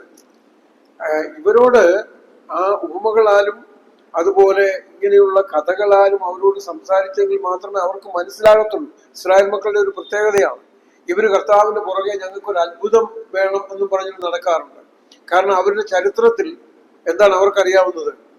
അത്ഭുതങ്ങളും അടയാളങ്ങളും കൊണ്ടാണ് ഇവരെ മിസ്രൈമിൽ നിന്ന് വിടുവിച്ച് ഇവരെ കൊണ്ടുവന്ന് മരുഭൂമിയിലൂടെയൊക്കെ കൊണ്ടുപോയ ആ ചരിത്രത്തിൽ, ഇവരുടെ പാരമ്പര്യത്തിൽ ഇവർക്ക് എപ്പോഴും അത്ഭുതം കാണണം. എങ്കിൽ മാത്രമേ ദൈവം അവിടെ ഉണ്ട് എന്ന് അവർ വിശ്വസിക്കത്തുള്ളൂ.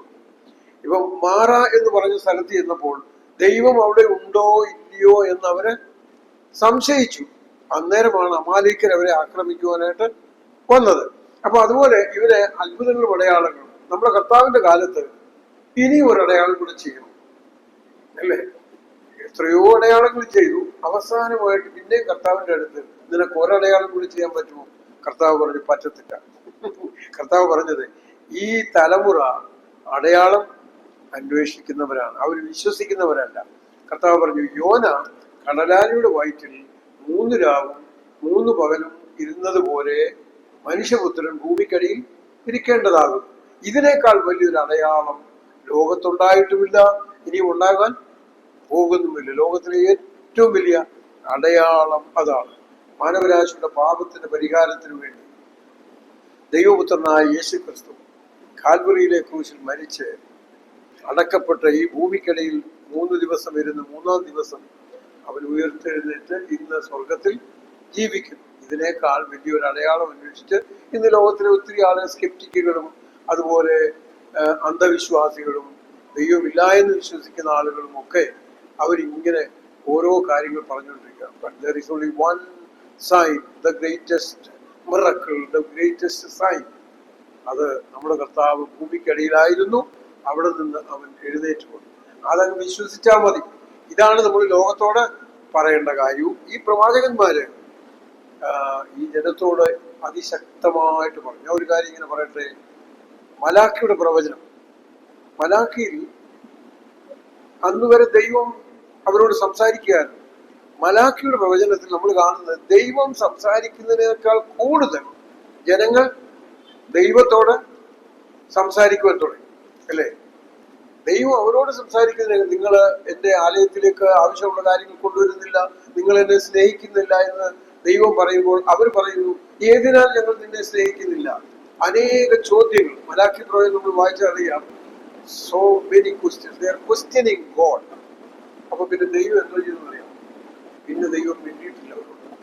400 സംവത്സരം ദൈവം അവരോട് മിണ്ടിയിട്ടില്ല. ദ 400 സൈലന്റ് ഇയേഴ്സ്, 400 നിശബ്ദ വർഷങ്ങൾ കടന്നുപോയി. അത് കഴിഞ്ഞ് യോഹന്നാൻ സ്നാപകൻ സർപ്പസന്തതികളെ എന്ന ഇതേ ജനത്തെ വിളിച്ചുകൊണ്ട് മുൻപോട്ട് വരികയാണ്. ഈ 400 സംവത്സരത്തില് അവര് വിദേശ രാജ്യങ്ങളുടെ അടിമകളായി, പേർഷ്യൻ സാമ്രാജ്യത്തിന്റെയും ഗ്രീക്ക് സാമ്രാജ്യത്തിന്റെയും റോമൻ സാമ്രാജ്യത്തിന്റെയും ഒക്കെ അടിമകളായിട്ട് അവർ കഴിയുകയാണ്. എങ്കിലും അവർ കർത്താവിനോട് പറയും, ഞങ്ങൾ ഇന്ന് വരെ ആർക്കും അടിമകളായിരുന്നിട്ടില്ല എന്ന് പറഞ്ഞു. യോഹന്നാന്റെ സുവിശേഷം 8-ാം അധ്യായത്തിൽ. പക്ഷെ ഈ പറയുമ്പോൾ അവർ ആരുടെ അടിമകളാണ്? റോമൻ സാമ്രാജ്യത്തിന്റെ അടിമകളാണ്. പലപ്പോഴും ദൈവത്തോട് നമ്മൾ ആർഗ്യൂ ചെയ്യുന്നത് എനിക്ക് ഒരു കുഴപ്പവും ഇല്ല, എന്നാൽ കർത്താവേ കുഴപ്പങ്ങളെല്ലാം എന്റേതാണ്. എല്ലാ ദിവസവും നമുക്ക് പ്രാർത്ഥിക്കുവാൻ പറ്റുന്ന ഒരു കാര്യം, കർത്താവേ ഈ ഭൂമിയിൽ ജീവിക്കുമ്പോൾ എന്റേതാണ് കുഴപ്പങ്ങൾ, എന്നോട് ക്ഷമിക്കണമേ എന്ന് പറയുന്ന ഒരാളിനെ ദൈവം ക്ഷമിക്കും, ദൈവം സ്നേഹിക്കും എന്നുള്ളത് യാതൊരു സംശയമില്ല. ഈ ചെറിയ പ്രവാചകന്മാരുടെ മുഖവുരയിൽ, മൈനർ പ്രോഫറ്റ്സ്, അതിന്റെ മുഖവുരയിൽ അവര് പിന്നെ മടങ്ങി വരുവാനുള്ള, പിന്നെ ഇത് ഉപയോഗിച്ചത് style of writing, poetic language ഉണ്ട്. മറ്റൊന്ന് ഓറക്കിൾസ്, ദൈവം അവരോട് സംസാരിക്കുന്ന ചില പ്രത്യേക വാക്കുകൾ, ഒറാക്കിൾസ് മുഖാന്തരം അവരോട് സംസാരിച്ചു. പിന്നെ ദർശനങ്ങളും ചില ഉപമകളും അവരോട് സംസാരിച്ചു, വിഷൻസ് ആൻഡ് സിംബോളിസംസ്, അല്ലേ?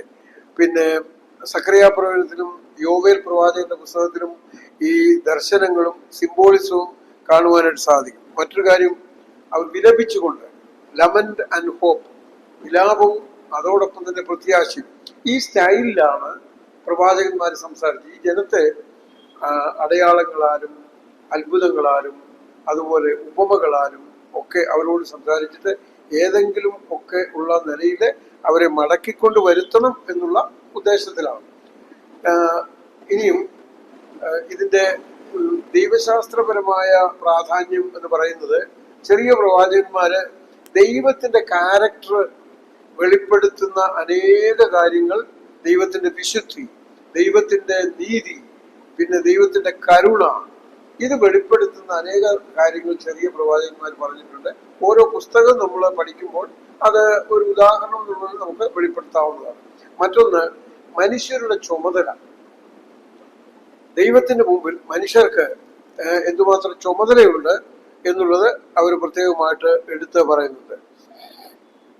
ആ മനുഷ്യരുടെ ചുമതല എന്ന് പറയുന്നത്, ഇങ്ങനെയുള്ള ഒരു വളരെ മോശമായ ഡിറ്റീരിയറേറ്റഡ് ആയിട്ടുള്ള അധപ്പതിച്ച സാഹചര്യത്തിൽ നിങ്ങള് റിപ്പന്റ് ആൻഡ് കം ബാക്ക്, മാനസാന്തരപ്പെട്ട് മടങ്ങി വരിക. അപ്പൊ അവർക്ക് ഒരു നാഷണൽ റിപ്പന്റൻസിന് വേണ്ടി ദേശീയമായ ഒരു മാനസാന്തരം അവർക്ക് ഉണ്ടാകണം. അതിനുവേണ്ടി പ്രവാചകന്മാർ സംസാരിച്ചു. മാത്രമല്ല, ഈ പ്രവാചകന്മാരുടെ സന്ദേശങ്ങൾ സാർവലൗകിക സന്ദേശമായിരുന്നു, യൂണിവേഴ്സൽ ആയിട്ടുള്ള മെസ്സേജാണ് അവർ കൊടുത്തത്. ജൂയിഷ് കോണ്ടെക്സ്റ്റിലാണെങ്കിലും this is applicable to New Testament believers, അല്ലെങ്കിൽ എല്ലാ കാലത്തുമുള്ള എല്ലാ ആളുകൾക്കും. ഇത് നമ്മൾ സഭയെന്നും യഹൂദനെന്നും പറയും, എന്നാൽ ഇത് ഈ രണ്ടിലും മാത്രമല്ല, ജാതികൾക്കും ഇത് ആപ്ലിക്കബിൾ ആണ്. അവരുടെ മോറൽ ലൈഫ് അത് മാറ്റിയിട്ട് മടങ്ങി വരിക എന്നുള്ളതാണ്. ഈ മോറൽ ലൈഫിനൊരു മാറ്റം വരുത്തണം എന്ന് പറഞ്ഞു. എന്നാൽ യേശു ക്രിസ്തു പറഞ്ഞ കൃപയുടെ പ്രമാണം എന്ന് പറയുന്നത് മോറലി ഗുഡ് എന്നുള്ളതല്ല, പിന്നെ ഒരു വ്യക്തിയെ സമൂലമായി അവന്റെ പാപത്തിൽ നിന്ന് നിത്യജീവങ്കലേക്ക്, രക്ഷയിലേക്ക് കൊണ്ടുവരുന്നു എന്നുള്ളതാണ്. അപ്പൊ ഒരു യൂണിവേഴ്സൽ മെസ്സേജ്. അത് യോന, അതുപോലെ ഓബദ്യാവ്, നാഹു, ഈ പ്രവാചകന്മാര് സർവലൗകികമായ, ഇപ്പം യോന പ്രവചിക്കുന്നത് അസീറിയൻസിനോടാണ്, നിനവേക്കാരോടാണ് സംസാരിക്കുന്നത്. അപ്പൊ അത് ആ രാജ്യത്തിന് ആപ്ലിക്കബിൾ ആണ്. ഏതോമിനോട് സംസാരിക്കുന്നു, അത് അവർക്ക് ആപ്ലിക്കബിൾ ആയിരുന്നു. പിന്നീട് അനേക പ്രവചനങ്ങളുടെ നിവർത്തി ഇവിടെ കാണുവാനായിട്ട് സാധിക്കും.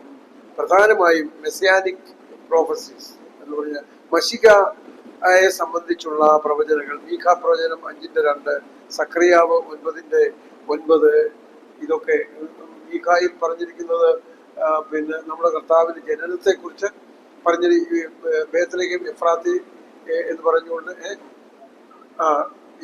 ഓക്കെ. പിന്നീട് സക്കറിയ 9:9, അവൻ കഴുതക്കുട്ടിയുടെ പുറത്ത്, സിയോൻ പുത്രി നിന്റെ രാജാവ് കഴുതക്കുട്ടിയുടെ പുറത്ത് വരുന്നു എന്നുള്ള പ്രവചനം നമുക്ക് അവിടെ കാണുവാനായിട്ട് സാധിക്കും. ലിറ്റററി സ്റ്റൈലിനെ കുറിച്ച് നമ്മൾ സംസാരിച്ചു. പിന്നുള്ളത് ഈ ധാർമ്മികമായ ആ വിശുദ്ധീകരണം അവർക്കുണ്ടായിരിക്കണം, വിശുദ്ധിയിലേക്കുള്ള ഒരു വിളി. പിന്നെ ദൈവത്തിൽ വിശ്വസിക്കുക, നിന്റെ ജീവിതത്തില് ആത്യന്തികമായ പ്രത്യാശ നിന്റെ ജീവിതത്തിലുണ്ട്. കേവലം ലോകപ്രകാരമുള്ള ഒരു റെസ്റ്റോറേഷനോ മറ്റ് ജാതികളിൽ നിന്ന് നിങ്ങളെ വിടുവിക്കുക എന്നുള്ള പൊളിറ്റിക്കൽ ലിബറേഷൻ, ഇത് മാത്രമല്ല, ഒരു വലിയ വിശുദ്ധീകരണം നിങ്ങളുടെ ജീവിതത്തിൽ ഉണ്ടാകും എന്ന് ഈ പ്രവാചക പുസ്തകത്തിലൂടെ അവരോട് പറയുകയാണ്. യഥാർത്ഥത്തിൽ BC 840 മുതൽ ഏതാണ്ട് BC 586 വരെയുള്ള കാലഘട്ടങ്ങൾ ഈ ചെറിയ പ്രവാചകന്മാരുടെ പ്രവചന കാലഘട്ടം. ഓബദ്യാവ് പ്രവചിച്ചത് 840-ലാണ്. യോവേലിന്റെ പ്രവചനം 830-ലാണ് കാണുവാൻ കഴിയുന്നത്. യോന BC 760, അസീറിയൻ ഭരണം. അത് ചരിത്രപരമായി നമുക്ക് മനസ്സിലാകും. അശൂർ രാജാവായ ശൽമനേസർ ഇസ്രായേലിനെ ആക്രമിക്കുന്ന കാര്യം ചരിത്ര പുസ്തകങ്ങളിലുണ്ട്. ബൈബിളിൽ മാത്രമല്ല, ചരിത്രത്തിലും ഉള്ള കാര്യമാണ്. അതുകൊണ്ടാണ് കാലക്കണക്ക് ബൈബിളും നമ്മുടെ സെക്കുലർ ഹിസ്റ്ററിയുമായിട്ട് ഒരുപോലെ പോകുന്നത്. അതുകൊണ്ടാണ് ഇപ്പം ഒരു കാലത്ത് ഹിത്തിനെ കുറിച്ച് ബൈബിളിൽ പറഞ്ഞിട്ടുണ്ട്.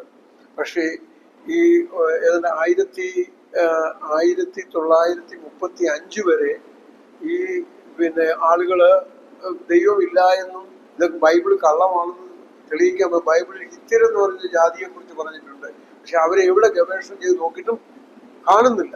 പക്ഷെ 1935 ഒരു നാസ്തികൻ, അല്ലെങ്കിൽ ഒരു ദൈവമില്ല എന്ന് പറയുന്ന ആള്, ഓൾബ്രൈറ്റ് എന്ന് പറയുന്ന ശാസ്ത്രജ്ഞൻ, ഗവേഷകൻ, അദ്ദേഹം മധ്യപൂർവ ദേശത്ത് ഒരു വലിയ ഗവേഷണം നടത്തി ഈ ഹിത്യരെന്ന് പറയുന്ന ജനതതി ജീവിച്ചിരുന്നതും അതിന്റെ എല്ലാ ചരിത്രങ്ങളും അവരുടെ കോയിൻസും ഇതുപോലെയുള്ള ചരിത്രപരമായ ഗവേഷണപരമായ ഭൂഗർഭ ഗവേഷണപരമായ എല്ലാ കാര്യങ്ങളും അദ്ദേഹം കണ്ടുപിടിച്ചു. അദ്ദേഹത്തിന് ഒരു പ്രബലമായ ഒരു ബുക്ക് അദ്ദേഹം അതിനകത്ത് എഴുതിയിട്ടുണ്ട്, ഈ ഓൾബ്രൈറ്റ് എന്ന് പറയുന്ന ശാസ്ത്രജ്ഞൻ. അപ്പൊ ഇതെല്ലാം വളരെ വ്യക്തമായിട്ട് കണ്ടുപിടിച്ചിട്ടുണ്ട്. അപ്പൊ യോന 760-ല്, ആമോസ് BC 760-ലാണ് ആമോസ് പ്രവചിച്ചത്.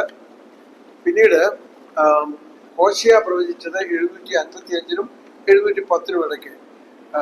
അത് ഇസ്രായേലിന്റെ ആത്മീകമായ അധപ്പതനം, അവിശ്വസ്തതയുടെ സമയത്താണ്.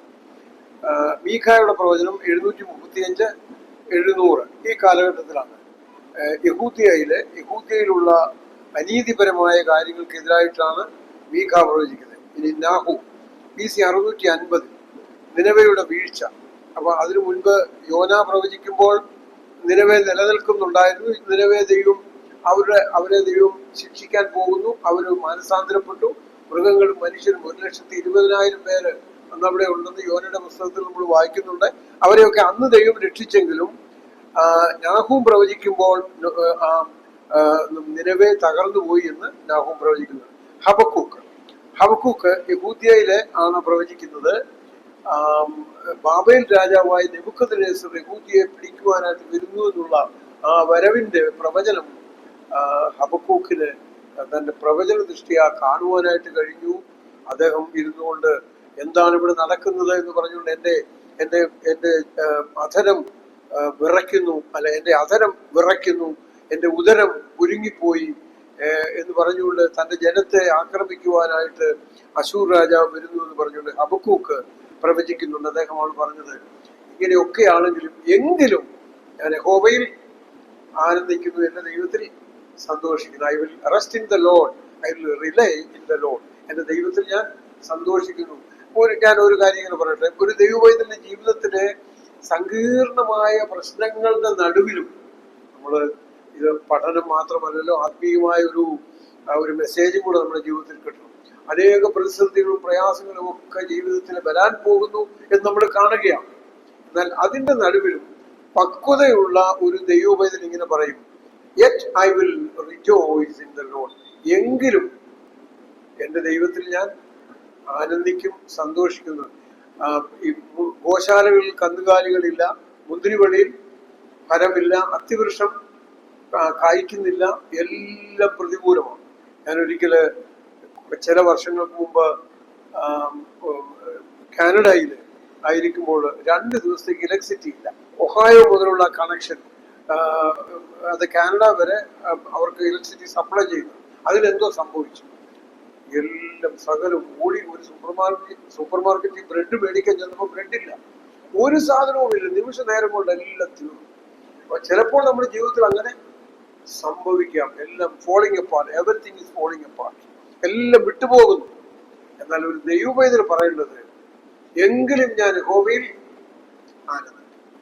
അത് ഹബക്കൂക്ക് പറഞ്ഞ ഹബക്കൂക്കിന്റെ പ്രവചനമാണ്. രണ്ടാമത് സെഫന്യാവ് BC 640, ക്രിസ്തുവിന് മുൻപ് 640 വർഷങ്ങൾക്ക് മുമ്പാണ് സെഫന്യാവ് പ്രവചിക്കുന്നത്. അദ്ദേഹവും യഹൂദ രാജ്യത്തെ കുറിച്ചാണ്, അവരുടെ മടങ്ങി വരുവതിനെ കുറിച്ചാണ് പറയുന്നത്. പിന്നെ ഹഗ്ഗായി പ്രവാചകൻ അത് റീബിൽഡിങ് ദ ടെമ്പിൾ, അത് ഇസ്രായേൽ മക്കളെ പ്രവാസത്തിൽ പോയിട്ട് മടങ്ങി വന്നു, റിട്ടേണിങ് ഫ്രം എക്സൈൽമെന്റ്, പ്രവാസത്തിൽ നിന്ന് മടങ്ങി വന്നിട്ട് ആ മടങ്ങി വന്ന ജനം ഒരുതരം നിസ്സഹായ അവസ്ഥയും നിസ്സംഗതയും, ഇനിയും ഞങ്ങൾ ഇനി ദൈവത്തിന് ആലയം പണിതൊന്നും വലിയ കാര്യമൊന്നുമില്ല, എങ്ങനെയെങ്കിലും ഞങ്ങൾക്ക് താമസിക്കണം, ഉള്ളത് വെച്ച് ഞങ്ങൾക്ക് താമസിക്കണം എന്നുള്ള ഒരു മനോഭാവം ദൈവാലയത്തിലേക്ക് കൊണ്ടുവരേണ്ടതവരെ കൊണ്ടുവരുന്നില്ല. ആ ഒരു സാഹചര്യത്തില് ഹഗ്ഗായി അവരെ ശക്തിപ്പെടുത്തി, യഹോവയുടെ ആലയം തീവെന്തും ചുറ്റും കിടക്കുമ്പോൾ നിങ്ങൾ തട്ടിട്ട വീടുകളിൽ പാർക്കുന്നു, സോ കം ബാക്ക്, മടങ്ങി വരാനായിട്ട് അവരെ ആഹ്വാനം ചെയ്തു. പിന്നെ സക്കറിയ പ്രവാചകൻ, സക്കറിയാവും പ്രവാസത്തിന് ശേഷം മടങ്ങി വന്ന ജനങ്ങളെ ശക്തീകരിക്കുന്നു. സക്കറിയാവാണ് ഒരു മശിക വരുവാനായിട്ട് പോകുന്നത്, അപ്പിയറൻസ് ഓഫ് ദ മെസ്സായ. ഈ നമ്മുടെ കർത്താവ് ഭൂമിയിൽ ജീവിക്കുമ്പോൾ ഇവൻ മശികയാണെന്ന് വിശ്വസിച്ചവർ വളരെ കുറവായിരുന്നു. അതാണ് അവർക്കുണ്ടായ ഏറ്റവും വലിയ കുഴപ്പം. ഇവൻ മശികയാണെന്ന് വിശ്വസിക്കുവാൻ അവർക്ക് കഴിഞ്ഞില്ല. കാരണം അവർ പ്രതീക്ഷിക്കുന്ന മശിക ഒരു വെള്ള കുതിരപ്പുറത്ത് അജയ്യനായിട്ട് അവരെ രാഷ്ട്രീയമായ അവരുടെ അടിമത്തത്തിൽ നിന്ന് അവരെ ലിബറേറ്റ് ചെയ്യുവാനായിട്ട് വരുന്ന ആ ശക്തനായ ഒരു മശികയാണ് അവർ പ്രതീക്ഷിക്കുന്നത്. പക്ഷേ വന്നത് കുറുനരികൾക്ക് കുഴിയുണ്ട്, ആകാശത്തിലെ പറവകൾക്ക് കൂടുണ്ട്, മനുഷ്യപുത്രന് തല ചായ്ക്കുവാൻ ഇടമില്ല എന്ന് പറയുന്ന ഒരു മശികയെ അവർ വിശ്വസിക്കും. ഇന്നും വിശ്വസിക്കുന്നില്ല. ഇന്നും യെരൂശലേമിൽ ചെന്ന് മശികായെ വിശ്വസിക്കുന്നുണ്ടോ എന്ന് ചോദിച്ചാൽ അവരവരുടെ കയ്യിലിരിക്കുന്ന AK-47 ഒന്ന് പിടിച്ചിട്ട് ഇതാണ് ഇപ്പൊ ഞങ്ങളുടെ മശിക എന്നാണ് അവർ പറയുന്നത്. അവരെല്ലാം അനേകരും അതൊന്നും വിശ്വസിക്കുന്നവര് അല്ല എന്ന് നമുക്ക് കാണുവാൻ കഴിയും. എന്നാൽ അങ്ങനെയുള്ള ജനങ്ങൾ നിസ്സംഗത, ഇനിയും എന്തിന് ഞങ്ങൾ ഇങ്ങനെയൊക്കെ ഇതൊക്കെ വിശ്വസിക്കുന്നു എന്ന് പറയുന്നു. പിന്നെ അതിന്റെ പാരമ്യത്തിൽ മലാഖിയുടെ പ്രവചനത്തില് നമ്മൾ കാണുന്നത് അതിന്റെ പാരമ്യത്തിലെത്തി അവര് യഹോവയുടെ ആലയത്തിന്റെ ആവശ്യങ്ങൾക്കുള്ള അവരുടെ ദശാംശം കൊണ്ടുവരുന്നില്ല. അതുകൊണ്ട് അവരോട് പറഞ്ഞു, നിങ്ങൾ എന്നെ ഒന്ന് പരീക്ഷിച്ച് നോക്ക്, നിങ്ങളുടെ ആകാശത്തിലെ കിളിവാതിലുകൾ തുറന്ന് സ്ഥലം പോരാടും ഞാൻ നിങ്ങളെ അനുഗ്രഹിക്കുന്നു, നിങ്ങൾക്ക് നന്മ തരത്തില്ലയോ എന്ന് ദൈവം ചോദിക്കുമ്പോൾ ഏതിനാൽ ഞങ്ങൾ നിന്നെ സ്നേഹിക്കാതിരിക്കുന്നു എന്ന് അവര് തിരിച്ച് ദൈവത്തോട് ചോദിക്കുകയാണ്. അപ്പോൾ മലാഖി BC 430 പോസ്റ്റ് എക്സൈലിക് പ്രോഫിറ്റാണ് മലാഖി. അപ്പം മലാഖിയാണ് അവസാനമായിട്ട് അവരോട് സംസാരിക്കുന്നത്. പിന്നീട് പ്രവാചകന്മാരുടെ താൽക്കാലികമായിട്ട് ആ കാലം അവസാനിച്ചു. പിന്നീട് നമ്മുടെ കർത്താവ് ഭൂമിയിലായിരിക്കുമ്പോഴാണ് പ്രവചനങ്ങളും അവിടെ പ്രവാചകനും അപ്പോസ്തലനും പ്രവാചകനും പിന്നെ സുവിശേഷകനും ഇടയനും ഉപദേഷ്ടാവും ഇതൊക്കെ ദൈവസഭയ്ക്ക് ആവശ്യമുള്ള സ്ഥാനങ്ങൾ, കൃപാവരങ്ങൾ ദൈവം ഓരോരുത്തർക്കായിട്ട് അവരുടെ ഇതനുസരിച്ച് ദൈവം കൊടുത്തിരുന്നത് നമുക്ക് കാണുവാനായിട്ട് കഴിയും. ഇവിടെ ഈ യഥാർത്ഥത്തിൽ ദൈവത്തിന് നമ്മോട് പറയുവാനുള്ള ആലോചന ദൈവത്തിന്റെ ദാസന്മാരെ കൊണ്ട് പറയിപ്പിക്കുന്നതാണ് ശരിക്കും പ്രവചനം അല്ലെങ്കിൽ ഫോർത്ത് ടെല്ലിംഗ് എന്ന് പറയുന്നത്.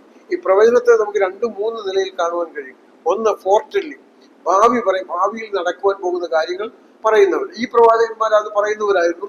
പുതിയ നിയമ പ്രവാചകന്മാരും അത് പറഞ്ഞിരുന്നു. അതുപോലെ ഫോർത്ത് ടെല്ലിംഗ്, ദൈവത്തിന് നമ്മോട് ജനത്തോട് സംസാരിക്കാനുള്ളത് അപ്പോഴപ്പോഴുള്ള ആലോചന പ്രവാചകന്മാർക്ക് കൊടുത്തിരുന്നു. ആ പ്രവാചകന്മാരത് സ്വീകരിച്ചിട്ട് അവരത് അവർക്ക് ദൈവം പ്രത്യേകമായി കൊടുത്ത ജ്ഞാനം കൊണ്ട് അത് രേഖപ്പെടുത്തി വെച്ചിരിക്കുന്നു. നമ്മൾ സാധാരണ പറയാറുണ്ടല്ലോ, എന്തുകൊണ്ട് ഇപ്പോൾ പ്രവചനമില്ല, അല്ലെങ്കിൽ 1-ാം നൂറ്റാണ്ടിലുള്ളതുപോലെ പ്രവചനം ഇന്നില്ല എന്ന് പറയുന്നതിന്റെ ഒറ്റ കാരണം അവരെ കൊണ്ട് ദൈവം ഉദ്ദേശിച്ച കാര്യം ഈ ദൈവിക ആലോചനകൾ രേഖപ്പെടുത്തി വെക്കുക എന്നുള്ളതായിരുന്നു. ഇനി ഇപ്പോൾ അത് രേഖപ്പെടുത്തി വെക്കേണ്ട ആവശ്യമില്ല. കാര്യം ബൈബിൾ കംപ്ലീറ്റ് ആണോ? ഇപ്പോൾ ഉള്ള വെളിപ്പാട് പുസ്തകം 22-ാം അധ്യായം കഴിഞ്ഞ് എന്തെങ്കിലും ഇപ്പൊ പറയുന്ന പ്രവചനം എഴുതി വെക്കാൻ പറ്റുമോ? പറ്റുമോ? ഒന്നും എഴുതി ചേർക്കാനൊക്കത്തില്ല. ചേർക്കുന്നവന് ഒന്നും കുറയ്ക്കാനും പറ്റുകയില്ല, ഒന്നും കൂട്ടാനും പറ്റുകയില്ല. അപ്പം വചനം കംപ്ലീറ്റ് ആണ് എന്ന് ദൈവം നിശ്ചയിച്ച സമയത്ത് അത് കംപ്ലീറ്റ് ആയി. അല്ലാതെ നമ്മൾ പറയുന്ന സമയത്തൊന്നുമല്ല, ദൈവം നിശ്ചയിച്ച സമയത്ത് അത് കംപ്ലീറ്റ് ആയി. അതുകൊണ്ട് ഇന്ന് പ്രവാചകന്മാർ ആ നിലയിലില്ല. എന്നാൽ ഇന്ന് ദൈവത്തിന്റെ ആലോചന സ്വീകരിച്ച് പ്രസംഗിക്കുന്നവരുണ്ട്. പ്രസംഗിക്കുന്നവരെ പ്രവാചകൻ എന്ന് വിളിക്കാം, മൗലികമായ അർത്ഥത്തിലല്ല. ഇന്ന് ഇലൂമിനേഷൻ, ദൈവം നൽകുന്ന പ്രേരണ കൊണ്ട് ജനത്തോട് പ്രസംഗിക്കുന്ന ഓരോരുത്തരും വലിയ റെസ്പോൺസിബിലിറ്റി ഉള്ളവരാണ്. അവർ ദൈവിക ആലോചന ദൈവം തരുന്നത് സ്വീകരിച്ച് ദൈവത്തിന്റെ വചനം പഠിച്ച് ആ ഇലൂമിനേറ്റഡ് ആയിട്ട് അവർ ജനത്തോട് സംസാരിക്കുമ്പോൾ അവർക്ക് വലിയ ചുമതലയുണ്ട്. ഞങ്ങൾ പറയുന്ന ദൂത് ദൈവം തരുന്നതാണ്. ഈ ജനത്തോട് സംസാരിക്കുമ്പോൾ എൻ്റെ ജീവിതം അങ്ങനെ ആയിരിക്കണം, ഈ ജനത്തെ ഞാൻ ആഹ്വാനം ചെയ്യുകയാണ്. ആ നിലയിൽ ഉള്ള പ്രവാചകന്മാർ ഇന്നുണ്ട്, അല്ലേ? എന്നാൽ മൗലികമായ അർത്ഥത്തിൽ പ്രവാചകനില്ല. പിന്നെ അപ്പോസ്തലന്മാരും പ്രവാചകന്മാരും എന്ന അടിസ്ഥാനത്തിന്മേലാണ് പണിതിരിക്കുന്നത്. അപ്പോൾ ഇപ്പോഴാ കല്ല് കൊണ്ടത് മേളിൽ കൊണ്ടത് വെക്കാനായിട്ട് ഒക്കത്തില്ല. അത് അടിസ്ഥാന കല്ലുകളായിട്ട് അവരവിടെ ഇരിക്കുകയാണ്. അതുകൊണ്ട് അപ്പോൾ ഇവര് പ്രധാനമായും പഴയ നിയമ പ്രവാചകന്മാർ, പ്രത്യേകിച്ച് മൈനർ പ്രോഫറ്റ്സ്, ദൈവത്തിന്റെ ആലോചനകൾ സ്വീകരിച്ച് ജനത്തിന് നൽകുന്നവരാണ്. അപ്പൊ അതവര് ഏറ്റവും വിശ്വസ്തയോടുകൂടെ അവരത് നൽകി. മൈനർ പ്രോഫറ്റ്സിന്റെ ഒരു ജനറൽ ഇൻട്രൊഡക്ഷൻ എന്നുള്ള നിലയിലാണ് ഞാൻ ഈ കാര്യങ്ങൾ പറഞ്ഞത്. അപ്പം ചെറിയ പ്രവാചകന്മാരെ അവരുടെ ദൂതിൽ അവർ ചെറിയവരല്ല, അവർ വലിയവർ തന്നെയാണ്. അതിന്റെ വോളിയത്തിൽ അത് കുറവാണെങ്കിലും ആ ചെറിയ വാക്കുകൾ അതിശക്തമായിട്ട് നമ്മോട് സംസാരിച്ചു കൊണ്ടിരിക്കുന്നു. ഇപ്പൊ യോന പ്രവാചകൻ, യോന എന്ന് പറയുന്ന വ്യക്തിത്വത്തിന്റെ ഒരു ഉദാഹരണമാണ്. ആ ഉദാഹരണം, ദൈവവും യോനായും തമ്മിൽ പിണങ്ങുന്നുണ്ട്. പക്ഷെ ദൈവം പിണങ്ങുന്നില്ല. യോന കണ്ടമാനം പിണങ്ങി. പക്ഷെ ദൈവം ഒരു ഉദാഹരണം കാണിച്ചു കൊടുത്തു. ഒരു ആവണക്ക് കൽപ്പിച്ചുണ്ടാക്കി. ആവണക്ക് പെട്ടെന്ന് അതിഭയങ്കരമായ ചൂടാണ്, മരുഭൂമിയാണ്. അപ്പൊ ആവണക്ക് ഒരു താൽക്കാലിക ആശ്വാസം നൽകി. പെട്ടെന്ന് ഈ ആവണക്കൊരു പുഴു വന്ന് അങ്ങ് കുത്തിക്കളഞ്ഞു. ആവണക്ക് പോയപ്പോൾ യോന കോപിച്ചു ദൈവത്തോട്. ഈ കോപിക്കുന്നത് വിഹിതമോ? അപ്പൊ യോന പറഞ്ഞു, മരണപര്യന്തം കോപിക്കുന്നത് വിഹിതമാണെന്ന് പറഞ്ഞു. കാരണം ഈ ഇവര് അസീറിയൻസ് ഇസ്രായേലിനെ ആക്രമിക്കുകയും ഉപദ്രവിക്കുകയും ചെയ്യുന്നത് കൊണ്ട് ഈ ജനത്തെ, യോനയുടെ ആറ്റിറ്റ്യൂഡ് എന്ന് പറയുന്നത്, ഞാനിപ്പോ പോയി പ്രസംഗിക്കും, അവർ മാനസാന്തരപ്പെടും, ദൈവം അവരെ ശിക്ഷിക്കത്തുമില്ല, ഇതെനിക്കറിയാം. എന്നാൽ യോന പ്രതീക്ഷിക്കുന്നത്, ഞാൻ പ്രസംഗിച്ചാലും അവർ മാനസാന്തരപ്പെടരുത്, ദൈവം അവരെ ശിക്ഷിക്കണം. പക്ഷെ സംഭവിച്ചത് എന്തുവാ? നേരെ തിരിച്ചാ സംഭവിച്ചത്. നമ്മുടെ ആറ്റിറ്റ്യൂഡ് പലപ്പോഴും അതുപോലെ, അല്ലേ? നമ്മളെ ഒരു കാര്യം, മറ്റുള്ളവരെ സ്നേഹിക്കണം, മറ്റുള്ളവരോട് പറയുമ്പോൾ അവരുടെ ജീവിതത്തിൽ ഒരു നന്മയുണ്ടാകണമെന്ന് പ്രതീക്ഷിച്ചുകൊണ്ട് വേണം പറയേണ്ടത്. അല്ലാതെ ഇവനെ ഒരിക്കലും ഗുണം പിടിക്കത്തില്ലെന്ന് പറഞ്ഞ് പ്രസംഗിച്ചാൽ കാര്യം നടക്കും. അവന് ഏതെങ്കിലും നിലയിൽ നന്മയുണ്ടാകണം. എന്നുള്ള നിലയിൽ വേണം നമ്മൾ പറയുവാൻ. അപ്പോൾ യോന യോനയുടെ മെസ്സേജ് ഇന്നും ഏറ്റവും അധികം ചെറിയ പ്രവാചകന്മാരിൽ പ്രസംഗിക്കപ്പെടുന്ന ഒരാളാണ് യോന. തൻ്റെ ജീവിതം നമുക്കൊരു ഉദാഹരണമാണ്. ദൈവത്തെ വിട്ടു പോയാൽ ഉണ്ടാകുന്ന പ്രതിസന്ധി എന്താണെന്ന് യോന മനസ്സിലാക്കുന്നത്. ഇനി ഒരാള് ഈ അനുസരണക്കേടിലേക്ക്, പിന്മാറ്റത്തിലേക്ക് പോയാൽ എന്തുമാത്രം പോകാം എന്നുള്ളതിന്റെ ഒരു ഉദാഹരണമാണ് യോന. അപ്പൊ ഒരിക്കലും പിന്മാറിപ്പോകുവാൻ ഇടയാകരുത്. യോന അവിടെ പറയുന്നത്, ആ കപ്പലിലുള്ള ഏകസത്യ ദൈവത്തെ വിശ്വസിക്കാത്ത സകല ആളുകളും പ്രാർത്ഥിക്കുന്നു, പക്ഷെ ഒരൊറ്റ മനുഷ്യൻ മാത്രം പ്രാർത്ഥിക്കുന്നതിൽ he was sleeping there comfortably. Ticket എടുത്ത് പിന്മാറ്റത്തിൽ പോകുന്ന ഒരാളെ ഞാൻ കണ്ടിട്ടുള്ളൂ അല്ലേ? ടിക്കറ്റ് എടുത്ത് പിന്മാറ്റത്തിലേക്ക് പോയ ഒരാളാണ് പ്രോഫറ്റ് ജോന. എങ്കിലും അദ്ദേഹത്തിന്റെ ജീവിതവും മെസ്സേജും നമുക്ക് എന്നും ഉദാഹരണമായിട്ട് നിലനിൽക്കുന്നു. അവരുടെയൊക്കെ ശബ്ദങ്ങൾ ഇപ്പോഴും നമ്മോട് സംസാരിച്ചുകൊണ്ടിരിക്കുകയാണ്. നമ്മുടെ വിശ്വാസത്തെ, നമ്മുടെ ജീവിതത്തെ പുതുക്കുവാൻ വേണ്ടി, നമ്മുടെ ക്രിസ്തീയ ജീവിതം. ഇപ്പം പഴയ നിയമ പ്രവാചകന്മാര്, മൈനർ പ്രോഫിറ്റ്സ് പറഞ്ഞത് ഇന്ന് ഈസ് ഇറ്റ് ആപ്ലിക്കബിൾ ടുഡേ. അത് പുതിയ നിയമത്തിലെ കാര്യങ്ങൾ എന്തുമാത്രം ആപ്ലിക്കബിൾ ആണോ അതുപോലെ തന്നെ അതിലെ ഓരോ പാഠങ്ങളും നമ്മോട് സംസാരിച്ചുകൊണ്ടിരിക്കുകയാണ്. ഇനി അതിലെ ഏറ്റവും സുപ്രധാനമായ കാര്യം നമ്മളെല്ലാവരും ഇന്ന് പ്രതീക്ഷിച്ചുകൊണ്ടിരിക്കുന്നു. ലോക സംഭവങ്ങള്, ഒരു വലിയ ഈറ്റുനോവിന്റെ ആരംഭം നടക്കുകയാണ്. ചെറിയ പ്രവാചകന്മാര്, സക്കറിയാവിനെ പോലുള്ളവര്, യോവേലിനെ പോലെയുള്ളവര് പ്രവചിച്ചതാണ് യഹോവയുടെ വലുതും ഭയങ്കരവുമായ ദിവസം വരുന്നു. അന്ന് നമ്മളിവിടെ ചർച്ച ഇവിടെ കാണത്തില്ല. എന്നാൽ ഈ ലോകത്തോട് ദൈവം കഠിനമായിട്ട്, കർക്കശമായിട്ട് ഇടപെടുവാൻ പോകുന്ന ഒരു കാലം വരുന്നു എന്നുള്ളത് നമ്മുടെ ഭാവി പ്രത്യാശയെ പുതുക്കുന്ന വാക്കുകളോടുകൂടിയാണ് മലാക്കി പ്രവചനവും സക്കറിയ പ്രവചനവും ഒക്കെ അവസാനിക്കുന്നത്. അപ്പോൾ ആ പ്രത്യാശയും നൽകുന്ന മനോഹരമായ പുസ്തകമാണ് ഈ ചെറിയ പ്രവാചകന്മാര്. തുടർന്നുള്ള പഠനം അതിനായിട്ട് ദൈവം നമ്മെ ഒരുക്കട്ടെ, സഹായിക്കട്ടെ. തുടർന്നുള്ള നാളെയും തുടർന്ന് 19th ഒക്കെ ഈ 12 പ്രവാചകന്മാരെയും കംപ്ലീറ്റ് ചെയ്യാം. ഇന്ന് നമുക്ക് ലഭിച്ച സമയത്തെ ഓർത്ത് ദൈവത്തെ സ്തുതിക്കാം. ഈ പുസ്തകങ്ങള് നിങ്ങൾ ശരിയായിട്ടൊന്ന് വായിച്ചുകൊണ്ട് വരിക. ദൈവം നമ്മെ സഹായിക്കട്ടെ. Thank you.